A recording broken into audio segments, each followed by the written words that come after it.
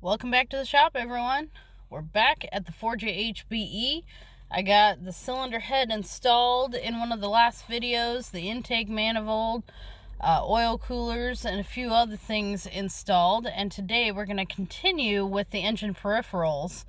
And we're getting really close to the end. This engine's almost completely assembled.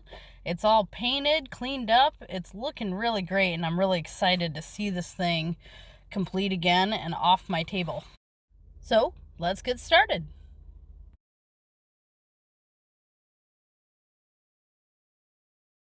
Now, typically when I'm doing this type of work where I'm starting to install peripheral pieces, I tend to work either from the bottom up or the top down. A lot of times it's easier to work from the bottom up, so things like the oil filter, the transmission, the oil cooler, raw water pump, starter, that sort of thing, I tend to install first, and then I move up as I go. That way everything's easy to access, because why make it difficult on yourself?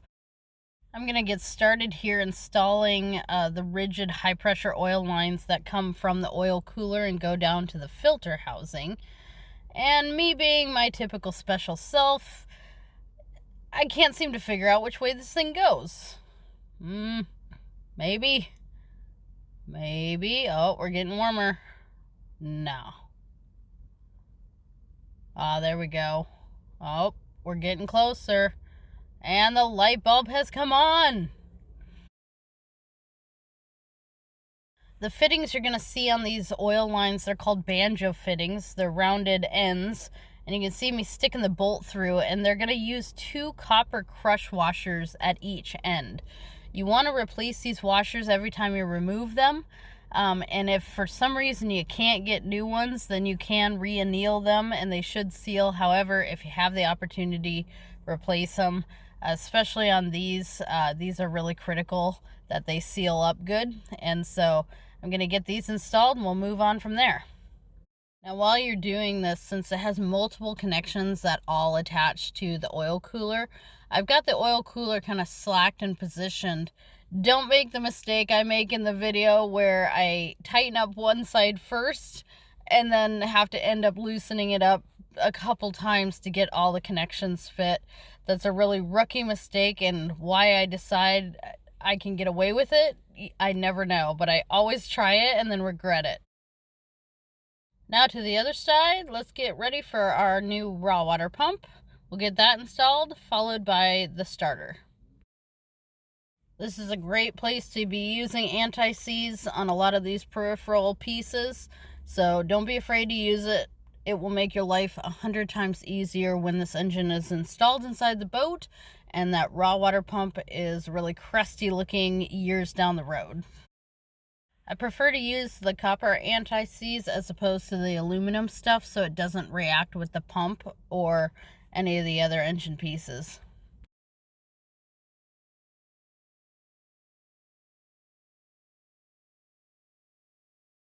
My internal light bulb hasn't come on yet, telling me that this is completely the wrong pump. I'm close.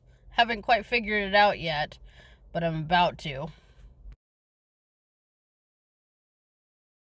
Well, here's the old pump, and the new pump is very clearly different. I guess we're not going to do the raw water pump today. Enough talking. Let's get more stuff installed.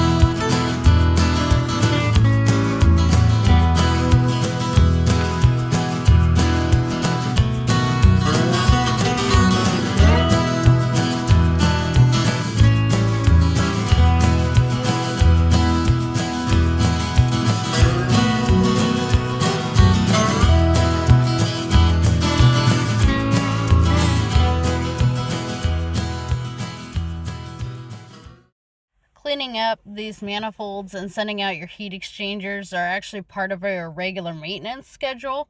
Every 1,500 hours or 5 to 7 years or so for most manufacturers, you're going to want to take this manifold off, pull your heat exchanger out, send it in, have everything serviced and cleaned to make sure you're good to go for a while longer. Since we have this off, of course, it's going to get serviced, but he should be good to go for a while.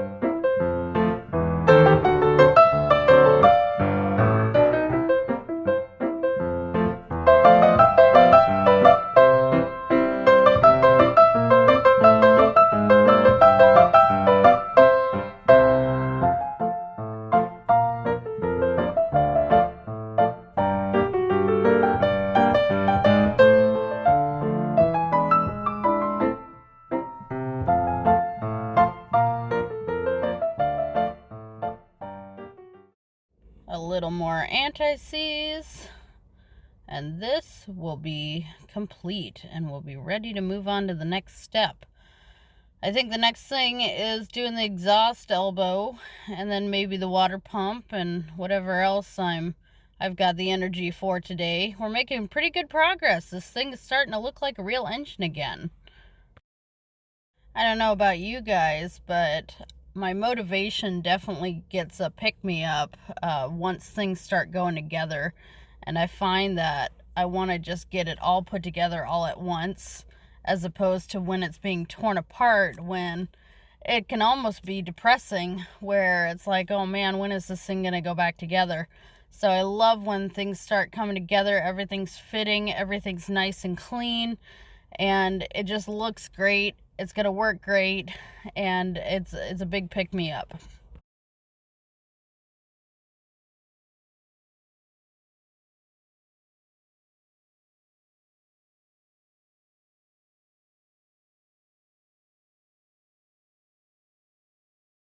Let's not forget the raw water pipe that feeds our heat exchangers from the raw water pump.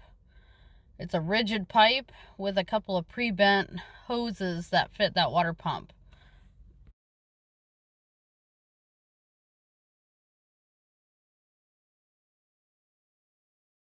And it's exhaust elbow time. This is a custom-made stainless steel exhaust, built for Catalinas, I believe, from Catalina Direct. And man, it is a nice unit. So excited to be putting this on, and this will be a nice add-on to this engine. Those of you with Catalinas, if you order from Catalina Direct, a lot of the exhaust elbows come with the legging wrap. And don't worry, we're not leaving the zip ties on. It will stay like this until it's installed in the boat, and then there's actual metal kind of zip ties that hold this legging tight. This is a really nice unit, and price-wise, it's comparable to having like a welder make one. And it just comes pre-measured, pre-made for the boat that you have, which is really handy. She is starting to look like an engine again. Man, everything looks good. Let's get started on the front of this engine. I'm thinking water pump next. First, we got to remove this flange from the old water pump. It's just held in there with an O-ring. I'll see if I can't get my heel bar behind it or my wedges and pop it out so we can get the new pump installed. When working directly on the engine block, be very, very careful that you don't gouge anything, especially working with steel tools like these wedges. If you damage this block, that's an expensive mistake, so be patient here.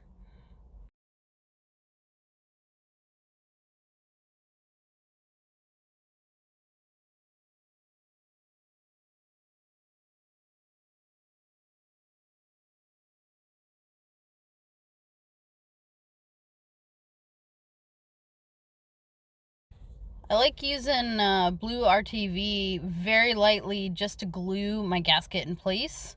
That way I'm not fighting the gasket and trying to get the pump mounted, because that's usually where gaskets get torn. This is just going to pop right in, so that O-ring fitting on the bottom left is going to go in, and then I can line up my holes and get this thing mounted. Because the pump is aluminum, be very, very gentle while installing these bolts. They do not require a lot of torque, and you can easily crack the housing if you go too tight. I'll try to even these up or install them evenly, so that way the pump goes on evenly without putting too much strain on either side.